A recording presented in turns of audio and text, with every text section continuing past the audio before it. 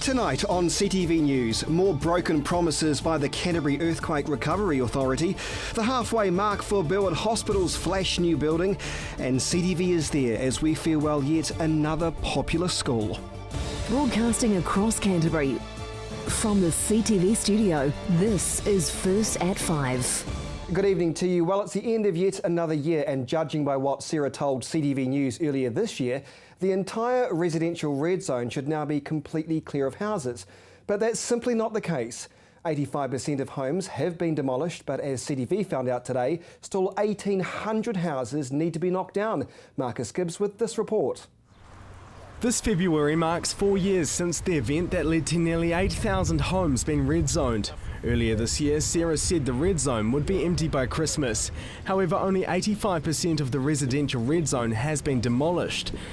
That's excluding the homes in the Port Hills. So why the delays? Yeah, we thought we might get done through by December.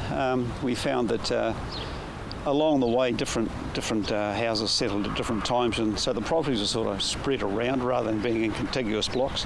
But we did some good work with the insurers and got some areas prioritised, and through that prioritisation and working collaboratively with those folk, we've been able to get ramp things up a bit in the last little while.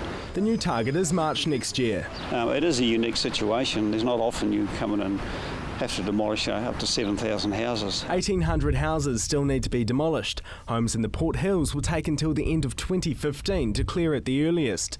However, in the Waimakariri, there are only 86 properties left that are scheduled for demolition. Yeah, so the properties that are left, there's a number to be relocated, which is a positive part of the whole program, and the rest is scheduled to be down sometime early in the new year, probably by the end of January. To help meet the targets, the number of demolitions has been ramping up. This time last year, just over 3,000 properties had been cleared. That number has now almost doubled. And by June next year, we'll have all the dwellings removed, and then we'll go through the land clearance, which is what you can see behind us here. We remove residual buildings and fences and grass it out so that when it's all cleaned up, decisions can be made about the future use of it. The average number of homes demolished each month was 182 in 2013 and 111 in 2012. But the target of 300 homes demolished in 1 month has only been achieved once in the last 6 months, when 311 homes were knocked down in November. Got some areas prioritised, and through that prioritisation and working collaboratively with those folk, we've been able to get ramp things up a bit in the last little while. Different types of grass have been trialled along the way. At this site, the grass is slow to grow and doesn't require much water to thrive. It will cost $2 million a year to maintain the red zone grass. At one point, grazing sheep on the land was one idea mooted, but that was soon scrapped. When the houses are finally gone in mid-2015, it will still be another year before the land is completely cleared and starting to look less like this and more like this. Marcus Gibbs, CTV News. Burwood Hospital's massive redevelopment is nearing the halfway mark. So what's been done and what's yet to be finished? Well, reporter Marcus Gibbs went on a tour of this world-class hospital today. It's a hive of activity at Burwood Hospital as construction workers reach a new milestone. The finish line is in sight for this new $200 million redevelopment. They've been on site less than 12 months, and basically another 12 months to go until we hand over the first ward blocks. So it's moving along. It's a very fast job. Once the new build is complete, the 30,000 square metre redevelopment will have enough room for 230 patients. Every year, an extra 80,000 patients will pass through these doors. Canterbury's ageing population has made this work necessary. Canterbury District Health Board, just additional capacity that they need to help for the winter load in the wards. Several old buildings are being knocked down to make room for the new hospital wards. Some were built during World War II as temporary wards, and it was time for them to go. At the moment, there's around 200 people on the workforce on the site. We're predicting that sort of by mid next year that it will move to 400. It's going to be a busy place. A new back-of-house area will include a kitchen large enough to feed every patient. If you've got another 230 beds on site, you've got a lot more people that you have to look after. It's due to open early next year, and once complete, this old kitchen block will be demolished. It houses our kitchen services, our inwards goods, laundry, goods going out, and plus a lot of plant services that will run this main building once it's up and going. Work at Christchurch Hospital is just kicking off, so think of Burwood as the showcase for what what's to come. When visiting, there'll be no need to panic about finding a car park. 800 will be online by the time the project wraps up in the middle of 2016. Marcus Gibbs, CTV News. Local search and rescue teams were forced into action on February the 22nd, 2011. But now local groups are ramping up their efforts to be better prepared. Yesterday, the biggest search and rescue operation ever held since the earthquakes was undertaken, and reporter Emma Cropper was at the scene as highly skilled rescuers put their plans into action. Us if you need us. Dozens of civilians trapped inside Christchurch's gondolas as search and rescue teams scrambled to get them to safety. You guys all right? Any pain? Anyone injured up there? Rest assured this isn't real. It's a training exercise led by the Canterbury Police and Alpine Cliff Rescue, testing their response in a major disaster. This is the first time that I understand the full-scale scenario has been practiced. We've practiced it evacuating cars, but never complete evacuation like this today. Hundreds of skilled rescuers acting as if it's a real-life situation. The environment they're moving in is it's really realistic. You know, it's slippery, it's hot. Yeah, it's quite warm here today. For many, it's a mad dash as they rescue each cart one by one. But in this case, conditions are so dangerous, the Westpac helicopter has had to abort its mission, leaving trained rescuers with no option but to climb up themselves. So effectively you've got high ankle guys up there, just to get them in a harness and that sort of stuff, make sure they're secure, the casualties that is. Obviously they would have assessed that they're okay to be lowered down, and it's just to try and get them down safe. Rescuers are breaking into these broken down gondolas as they attempt to help them reach safety, and one by one each stranded civilian is lowered to land. I'm very happy to be rescued. But hours of waiting inside for rescuing has taken its toll on those being saved. Yeah, it was a small space. 3 people, With one person unable to escape the gondola completely unscathed. Those ropes are not too tight, nice and comfortable. We'll get on the flat shortly. Needing extra assistance to make it down the hill. This scenario is so realistic, an ambulance bay has been set up in the gondola's car park as medics await for any potential injuries. We've been taking regular vital statistics along the way. BP and heart have been consistent the whole time. The helicopter abandoning the mission has left one rescue crew to make a quick-fire decision on the spot in a bid to help one severely injured patient trapped in the cart. Good opportunity for the teams to work together, different methods coming into play and different strengths as well, so it was really good just seeing everybody pitch in, be able to all work towards the same goal of getting the patient to safety. Last night's situation was the first time all Christchurch rescue groups have gathered to practice in a joint effort, a valuable lesson which appears to have paid off. Well, I think overall it went pretty smooth with the teams moving up and down the hill. There was a few little complications with the disabled person coming out of Tower 5 there, and also the unresponsive team person that was coming out of there.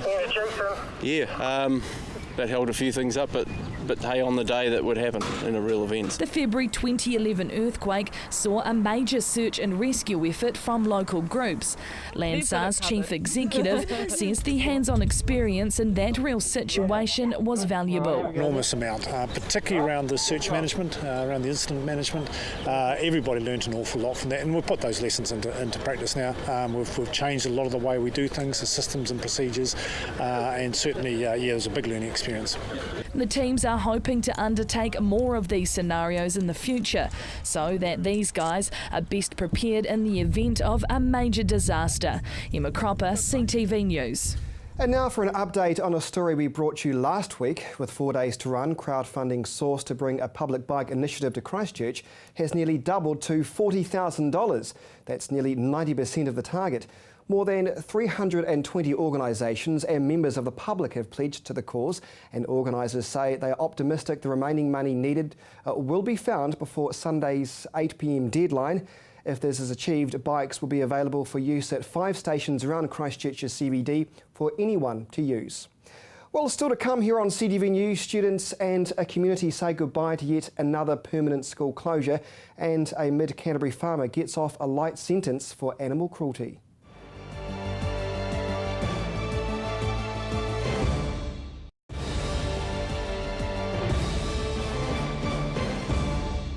Welcome back to CTV News. Well, after 125 years, Central New Brighton School is no more.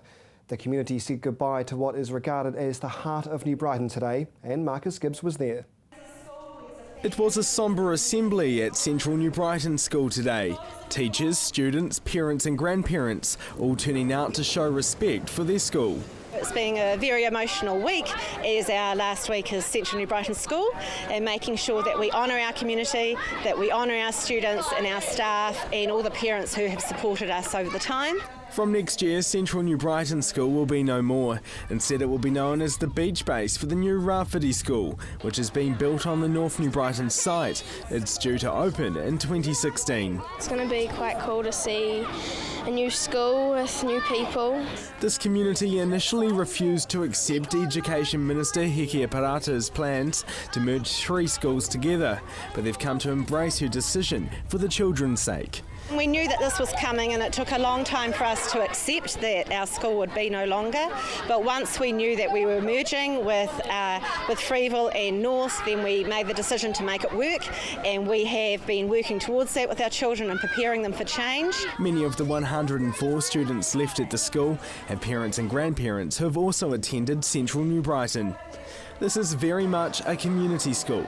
Families were present for the final assembly, many of whom had volunteered countless hours to help the children. They too will miss Central New Brighton.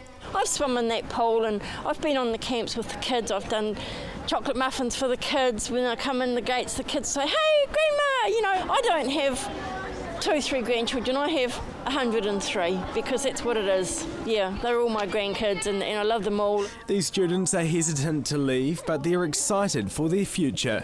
Just recently, me and my friends were like talking of all the memories we've had, and we're like so emotional. Because it's the last time the school's ever going to be open. So. These two will be among the foundation students at the new Rafidi School. I've been going here for quite a few years now, and I don't want to leave all my friends behind. It's a bit sad having to leave, but yeah, it'll be pretty cool starting a new school, I guess. Tricia is the last principal of Central New Brighton. It's quite an honour, as well as quite a hard thing to bring things to a closure when we've just tried to honour where we are and not to look too far in the future, and just to take stock of where we are every day and to keep our hopes up and our spirits up and supporting each other. The future of this school site is still up in the air, but the community wants to continue using the hall and the swimming pool, a way for former students to visit their old school. Marcus Gibbs, CTV News. A mid-Canterbury farmer has been sentenced for mistreating his farm cattle, but somehow he managed to escape a harsher sentence, and that's got the community asking questions. An Ashburton farmer who repeatedly mistreated his stock was sentenced this week and faces a total ban on owning or managing animals again.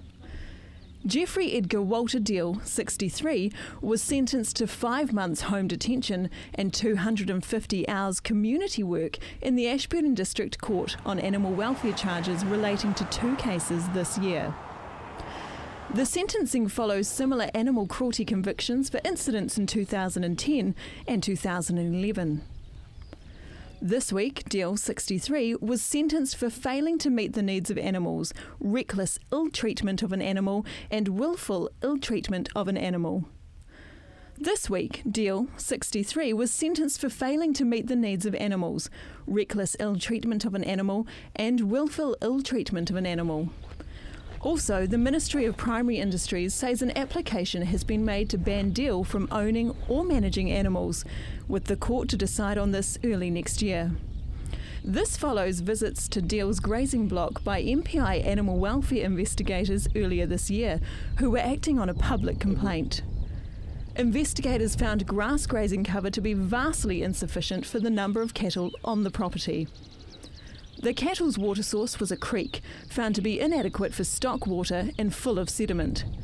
Many animals were underweight, and MPI staff moved 161 cattle off the farm to alternate grazing locations.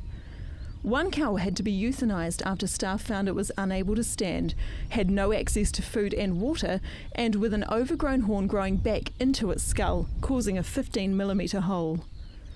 Deal was convicted in 2013 for similar animal cruelty charges, which facilitated 92 cattle being culled and 122 removed from the farm. A former Ashburton teacher banned from teaching in this country for sending text messages to students of a sexual nature is now trying his luck overseas. A former Ashburton teacher is finding it hard to find employment in other industries following his deregistration as a teacher for misconduct with 2 students. The Teachers' Disciplinary Tribunal this week made the ruling against Michael Burrell-Smith for behaviour involving ongoing contact and over-familiar texts to 2 16-year-old students. The tribunal report says he has been warned on 5 occasions by the school to cease his behaviour but continued. CTV understands that since leaving the school in April 2013, he's had difficulties finding employment in unrelated fields, even having to leave the country to find new work. The tribunal denied Burrell-Smith's name suppression and charged him half the complainant's legal costs of nearly $6,600. And still to come here on CTV News, the dangers of quad bikes are back in the headlines again, and your region's weather.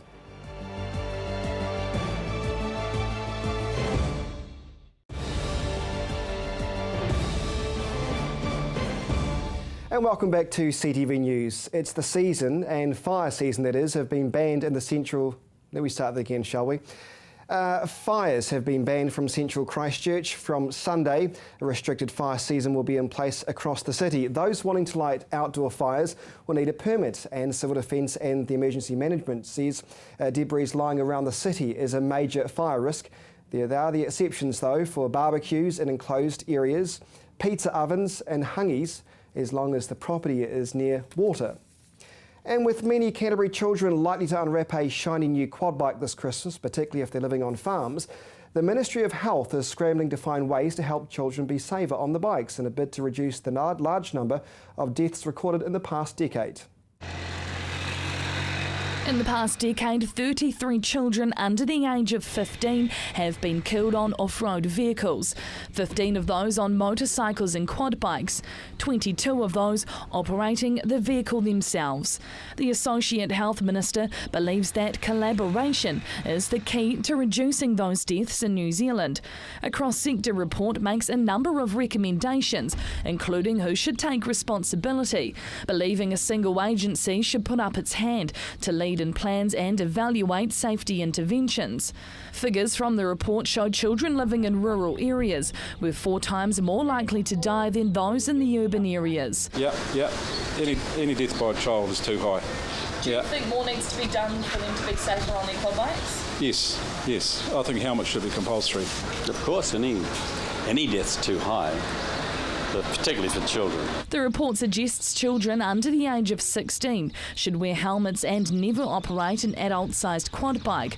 It goes on to say children operating a quad bike should be supervised at all times by an adult who has the training, skills and experience to operate it safely. But many believe children shouldn't be on the bikes at all. They don't know what they're doing when they're children at all. Needs to be regulated properly. Yeah, some rules. You know, it's not a game, it's a real thing. It's real vehicles, that it's not a toy, that they need to be supervised somehow or to be taught how to ride it properly. Would you let your children go on without helmets and things like that? Never ever. Well, they shouldn't be on the bikes. Shouldn't be on them even if they're wearing helmets? No, children shouldn't be until they're a certain size. Minister Peter Dunn says the problem is multifaceted and requires a multifaceted response to reduce the risk. Emma Cropper, CTV News. And now it's time for the region's weather. First in Timaru, 20 degrees. Temuka and Geraldine with the region's high hitting 21 today. Methven and Ashburton 19 degrees. Rakaia 19. Darfield, Leeston and Wollaston, a mild day for you with a high of 19. Looking now at Lincoln and Christchurch, same for you, a nice 19 degrees today. Over in Akanoa, they were slightly warmer than most of the other areas, hitting 20 degrees. Heading north, Rangiora, Kaipoi and Amberley, 19 degrees for your Wednesday.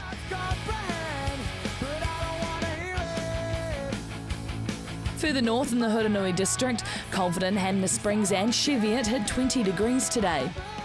At the top in Kaikoura, they had a high of 19. But what about Thursday? In Timaru, mostly cloudy with a few scattered showers at times. Expect light southerly winds. 13 degrees overnight with a high of 20 throughout your day.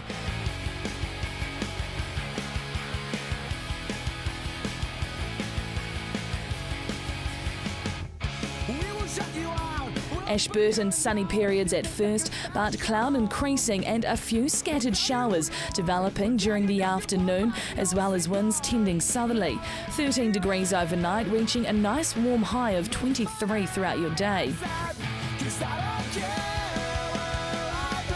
Christchurch fine during the morning, but cloudy during the afternoon with a risk of showers developing and northeasterlies changing southwest in the afternoon. 13 degrees overnight, 23 degrees throughout your day.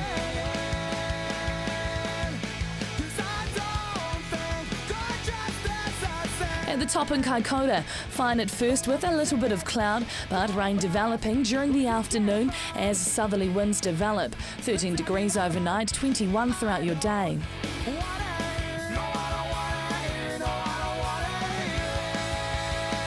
And in other areas around the region, Temuka and Geraldine cloudy in the morning with a high of 22.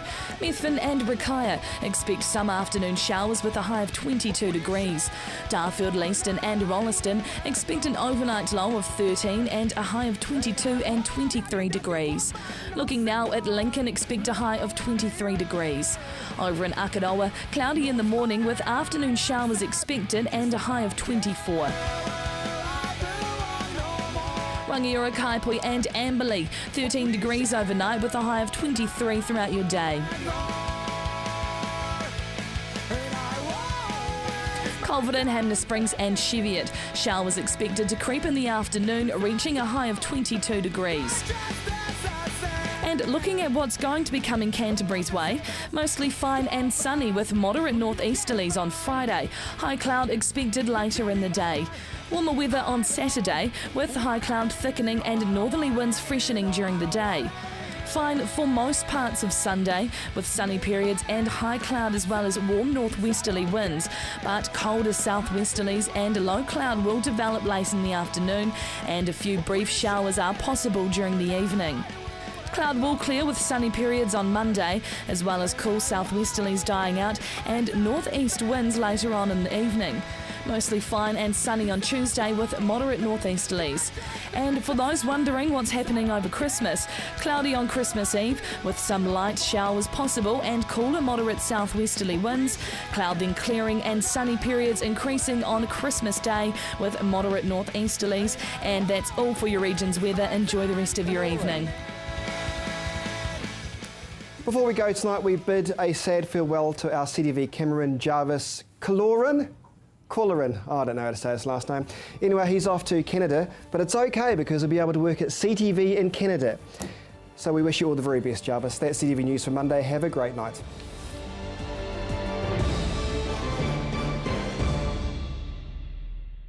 Supporting local content so you can see more of New Zealand on air.